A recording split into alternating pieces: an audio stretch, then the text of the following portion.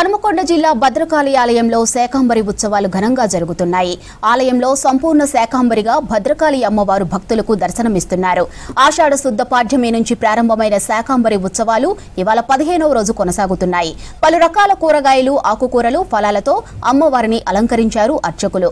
ఇక నిండు శాకంబరిగా కొలువైన అమ్మవారిని దర్శించుకునేందుకు భారీగా తరలివస్తున్నారు భక్తులు.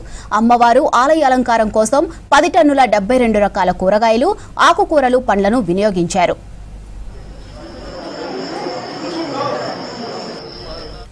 హనుమకొండ జిల్లా భద్రకాళి ఆలయంలో శాకంబరి ఉత్సవాలు ఘనంగా జరుగుతున్నాయి. ఆలయంలో సంపూర్ణ శాకంబరిగా భద్రకాళి అమ్మవారు భక్తులకు దర్శనమిస్తున్నారు. ఆషాఢ శుద్ధ పాడ్యమి నుంచి ప్రారంభమైన శాకంబరి ఉత్సవాలు ఇవాళ 15వ రోజు కొనసాగుతున్నాయి. పలు రకాల కూరగాయలు, ఆకుకూరలు, ఫలాలతో అమ్మవారిని అలంకరించారు అర్చకులు. నిండు శాకంబరిగా కొలువైన అమ్మవారిని దర్శించుకునేందుకు భారీగా తరలివస్తున్నారు భక్తులు. ఇక అమ్మవారు ఆలయ అలంకారం కోసం 10 టన్నుల 72 రకాల కూరగాయలు, ఆకుకూరలు, పండ్లను వినియోగించారు.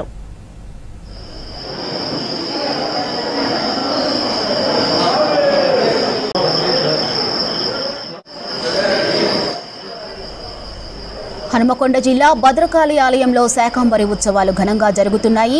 ఆలయంలో సంపూర్ణ శాకంబరిగా భద్రకాళి అమ్మవారు భక్తులకు దర్శనమిస్తున్నారు. ఆషాఢ శుద్ధ పాడ్యమి నుంచి ప్రారంభమైన శాకంబరి ఉత్సవాలు ఇవాళ 15వ రోజు కొనసాగుతున్నాయి. పలు రకాల కూరగాయలు, ఆకుకూరలు, ఫలాలతో అమ్మవారిని అలంకరించారు అర్చకులు. నిండు శాకంబరిగా కొలువైన అమ్మవారిని దర్శించుకునేందుకు భారీగా తరలి వస్తున్నారు భక్తులు. ఇక అమ్మవారు ఆలయ అలంకారం కోసం 10 టన్నుల 72 రకాల కూరగాయలు, ఆకుకూరలు, పండ్లను వినియోగించారు. హనుమకొండ జిల్లా భద్రకాళి ఆలయంలో శాకంబరి ఉత్సవాలు ఘనంగా జరుగుతున్నాయి. ఆలయంలో సంపూర్ణ శాకంబరిగా భద్రకాళి అమ్మవారు భక్తులకు దర్శనమిస్తున్నారు. ఆషాఢ శుద్ధ పాడ్యమి నుంచి ప్రారంభమైన శాకంబరి ఉత్సవాలు ఇవాళ 15వ రోజు కొనసాగుతున్నాయి. పలు రకాల కూరగాయలు, ఆకుకూరలు, ఫలాలతో అమ్మవారిని అలంకరించారు అర్చకులు. నిండు శాకంబరిగా కొలువైన అమ్మవారిని దర్శించుకునేందుకు భారీగా తరలివస్తున్నారు భక్తులు. ఇక అమ్మవారు ఆలయ అలంకారం కోసం 10 టన్నుల 72 రకాల కూరగాయలు, ఆకుకూరలు, పండ్లను వినియోగించారు. రైట్గా భద్రకాళి ఆలయంలో ఉత్సవాలకు సంబంధించి మరిన్ని అప్డేట్స్ కృష్ణమోహన్ అందిస్తారు. కృష్ణమోహన్, ఆలయంలో శాకంబరి ఉత్సవాలు ఎలా జరుగుతున్నాయి? శాకంబరి ఉత్సవాలు అత్యంత వైభవంగా జరుగుతున్నాయి. ఈరోజు 15వ రోజుకు చేరుకున్నాయి. అమ్మవారిని సంపూర్ణ శాకంబరిగా ఇవాళ దర్శనమిస్తారు. అమ్మవారికి సంబంధించి చూస్తే కూడా ప్రతినిత్యం కూడా వజ్ర వైడూర్యాలతో ఉన్నటువంటి బంగారు ఆభరణాలతో అలంకరించడం పరిపాటిగా వస్తుంది. కానీ ఈ శాకంబరి ఉత్సవాల్లో మాత్రమే అమ్మవారిని ప్రకృతి సిద్ధంగా, సహజ సిద్ధంగా దొరికేటువంటి కూరగాయలతోటి అలంకారం చేయడం జరుగుతుంది. మొత్తం శాకంబరికి సంబంధించినటువంటి అమ్మవారి అలంకారం జరుగుతుంది. ఇప్పటికే ఆలయాన్ని మొత్తం కూడా కూరగాయలు, పండ్లు, ఆకుకూరలతోటి పూర్తిగా అలంకారం చేశారు. అయితే ఈ ఆషాఢంలో వచ్చేటువంటి ఈ శాకంబరి ఉత్సవాలు కరువు కాటకాల నుంచి సమస్త లోకాలను కాపాడాలి అమ్మవారిని ప్రార్థిస్తూ ఈ ఉత్సవాలను అత్యంత వైభవంగా నిర్వహిస్తారు. ఈరోజు పౌర్ణమి, శాకంబరి అమ్మవారికి సంబంధించినటువంటి ఈరోజు పరిపూర్ణమైనటువంటి అమ్మవారిగా దర్శనమిస్తారు. ఈరోజు దర్శనం చేసుకుంటే కరువు కాటకాలు ఏవి ఉండవు అనేది భక్తుల విశ్వాసం. ఇటు దాతలు కావచ్చు, అమ్మవారికి సంబంధించినటువంటి సమర్పించేందుకు కూరగాయలతో తీసుకురావడంతో ఆలయ ప్రాంగణం అంతా కూడా కూరగాయలతోటే నిండిపోయిందని చెప్పచ్చు. మొత్తం 10 టన్నుల కూరగాయలను 72 రకాలైనటువంటి కూరగాయలతోటి అలంకారం చేస్తారు. అయితే ఈరోజు శాకంబరి అమ్మవారికి సంబంధించిన అలంకారం ఎప్పటి వరకు అవుతుంది, ఈ రోజు ఉన్నటువంటి విశిష్టత, ఇవన్నీ కూడా తెలుసుకునే ప్రజలు. అంటే శాకంబరి అమ్మవారికి సంబంధించి ఈరోజు అలంకారం ఎప్పటి వరకు పూర్తవుతుంది, అసలు అమ్మవారిని ఈ స్థాయిలో కూరగాయలతోటి అలంకారం చేయడం కావచ్చు, టెంపుల్ని మొత్తం కూడా అలంకారం చేయడం కారణం ఏంటి? దేవాలయం అనేది అమ్మవారి యొక్క దేహం. ఆ పీఠం అనేది మనకు గుండె ఎట్లాగో ఆ పీఠం అనేది ఆ జగన్మాతకు అట్లా. ఆ మూర్తి అనేది సగుణ సాకారమైన ఆ పరమాత్మ చైతన్యం. కాబట్టి దేవాలయం అంతా ఒకప్పుడు లోకంలో కరువు విలయ తాండవం చేస్తున్నప్పుడు మునీశ్వరులంతా అమ్మను ప్రార్థిస్తే ఆమె శరీరం నుండి పలు విధములైన శాఖములు ఆవిర్భవించి లోకంలో ఉన్న కరువును పోగొట్టింది.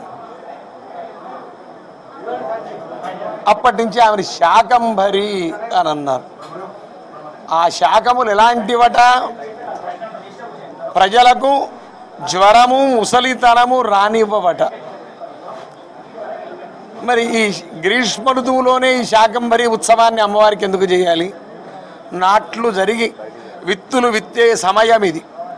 అతివృష్టి వల్ల కానీ అనావృష్టి వల్ల కానీ పంటలకు నష్టం వాటిల్లకుండా సస్య రక్షణ జరిగి సకల సస్యాభివృద్ధితో దేశం సుభిక్షం కావాలని గుణ విశేషే ఫల విశేష అనే న్యాయం మేరకు ఈ గ్రీష్మ ఋతువులో అమ్మవారికి జరుపబడే నవరాత్రులందు 15 రోజుల పాటు రాకాంత దీక్షతో ప్రతిపన్ముఖ్య రాకాంత తిథిమండల పూజితాన్ని తిథిమండల దేవతా యజనంగా ఈ 15 రోజుల దీక్షతో ఈరోజు అమ్మవారిని శాకంబరిగా అలంకరించడం జరుగుతుంది. ఈ పౌర్ణమి నాడే ఎందుకు చేయాలి? కుజానాం అధిపతి సోమ, సమస్తమైన ఓషధులకు సోముడు చంద్రుడు అధిదేవత. కాబట్టి ఈరోజు పౌర్ణమికి అధిదేవత చంద్రుడు. కాబట్టి ఈరోజు అమ్మవారిని సమస్తమైన శాకములతో అమ్మవారిని శాకంబరిగా అలంకరించారు. అదే జనరల్గా నవరాత్రులు అనగా 9 రోజులు చేయడం అనేది చేస్తుంది. కానీ ఈ శాకాంబరి ఉత్సవాల్లో మాత్రమే తిథులను అనుసరించి తిథి అధినేత దేవతగా పూజలు చేయడం ఎందుకు? ఈ 15 రోజుల పాటు కూడా ఈ శాకాంబరి ఉత్సవాలు నిర్వహించడం కారణం ఏంటి? అమ్మవారికి 4 నవరాత్రులు. చైత్రేశ్వినే తథాషాఢే మాఘే కార్యో మహోత్సవ చతుర్షు నవరాత్రేషు విశేషాత్ ఫలదాయక అని దేవీ భాగవతం చెప్పింది. చైత్రమాసం, ఆషాఢమాసం, ఆశ్వయుజ మాసం, మాఘమాసం ఈ 4 మాసముల యందు పాడ్యమి మొదలుకొని నవమి వరకు 9 రోజులు నవరాత్రములు చేస్తారు. అన్నిటినీ శాస్త్రం దేవీ నవరాత్రులే అంది. శరత్కాలంలో వచ్చాయి కాబట్టి శరన్నవరాత్రులు అన్నారు, మాఘ నవరాత్రులు అన్నారు మాఘమాసంలో. అట్లాగే ఈ ఆషాఢిలో వచ్చే నవరాత్రులను సామాన్యంగా ఏమిటి అంటే శాకంబరిగా ఈ అమ్మవారు బాగా ప్రసిద్ధమైంది కాబట్టి శాకంబరిగా చేస్తున్నారు కాబట్టి శాకంబరి నవరాత్రులుగా పేరు వచ్చింది. అయితే శాస్త్రం అన్ని నవరాత్రులు దేవీ నవరాత్రులే అన్నారు. మళ్ళీ కొంతమంది వారాహి అని అంటున్నారు, కొంతమంది అన్నారు. ఎందుకు అంటే దివాన్ అకీర్తయేత్ వార్తాళి అని ఒకటి ఉంది. ఆ వార్తాళి అమ్మవారిని రాత్రిపూటే కీర్తించాలి. కాశీలో కూడా వార్తాళి అమ్మవారి వారాహి అమ్మవారికి దేవాలయంలో రాత్రిపూటే ప్రవేశం.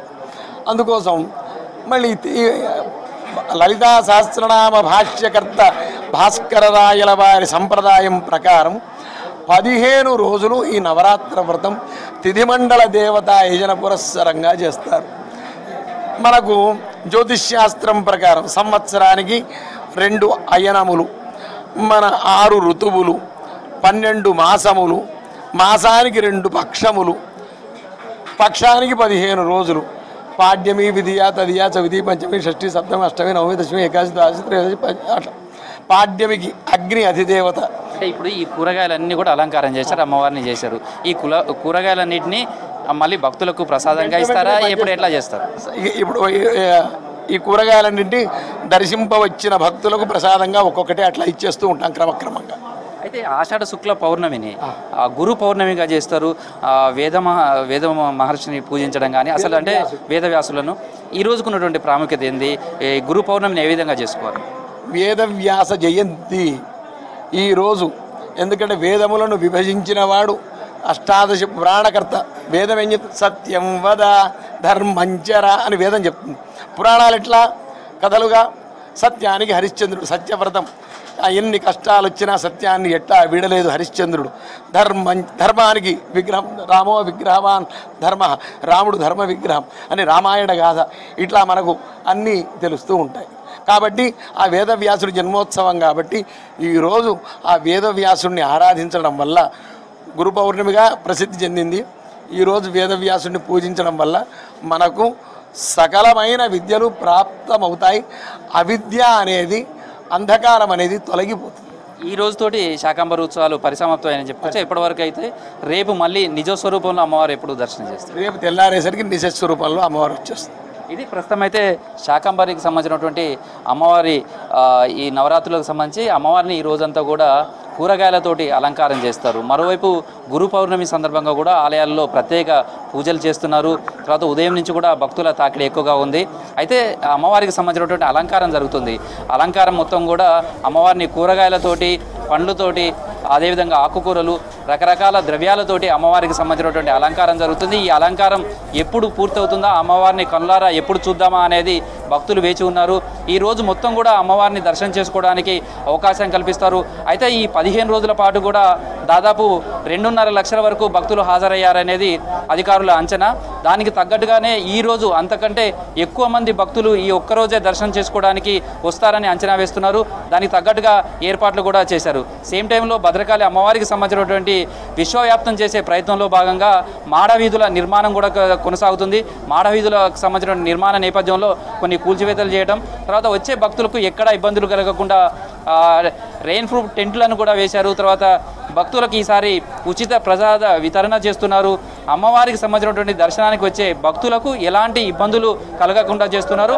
అందులోనూ భద్రకాళి అమ్మవారికి సంబంధించి ఈ శాకాంబరి రోజు దర్శనం చేసుకుంటే తాము అనుకున్నటువంటి సమస్త కోరికలు నెరవేరుతాయనేది భక్తుల విశ్వాసం. అందుకే అమ్మవారిని ఎప్పుడు దర్శనం చేసుకుందామా అని వేచి చూస్తున్నారు. మొత్తంగా ప్రత్యేకమైనటువంటి క్యూ లైన్లు ఏర్పాటు చేశారు. వచ్చే భక్తులకు సంబంధించి సర్వదర్శనం కావచ్చు, ప్రత్యేక దర్శనం, అదేవిధంగా వీవీఐపీల తాకిడి కూడా చాలా ఎక్కువగా ఉంటుంది కాబట్టి దానికి తగ్గట్టుగా అయితే ఆలయాల్లో ఏర్పాట్లు చేశారు. మొత్తానికైతే అమ్మవారి శాకాంబరి ఉత్సవాలు ఈరోజు పరిసమాప్తం కానున్నాయి. నేపథ్యంలో పెద్ద ఎత్తున భక్తులు తరలి వచ్చి అమ్మవారిని దర్శించుకోవడం, తమ మొక్కులు చెల్లించుకుంటారు. ఇక్కడ అలంకారం చేసినటువంటి కూరగాయలన్నింటినీ కూడా భక్తులు ప్రసాదంగా స్వీకరించి ఇంటికి తీసుకువెళ్ళడం అనేది కూడా ఇక్కడ ఆనవాయితీగా వస్తుంది. మాధురి.